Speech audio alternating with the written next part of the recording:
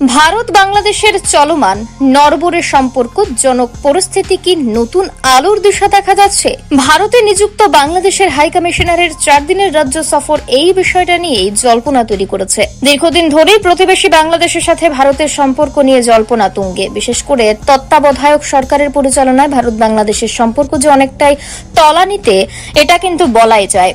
এরই মধ্যে ত্রিপুরা রাজ্যে 4 দিনের সফরে এলেন ভারতের নিযুক্ত বাংলাদেশের হাই কমিশনার জনাব এম রিয়াদ। 4 দিনের এই কর্মসূচিতে আখাউড়া স্থলবন্দর পরিদর্শন, নিশ্চিন্তপুর রেল স্টেশন পরিদর্শন সহ একাধিক কর্মসূচির পাশাপাশি রাজ্যপালের সাথে নৈশ ভোজের সূচি রয়েছে বলে জানা গেছে।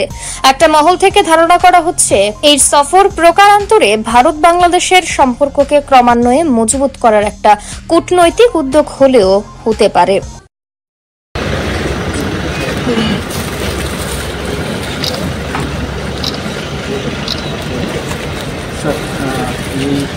একটা কমার্শিয়াল ইন্ডাস্ট্রি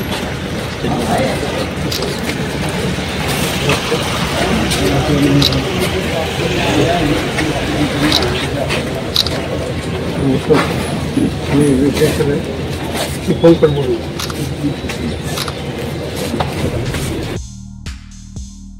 ব্যুরো রিপোর্ট অবিরাম 24x7।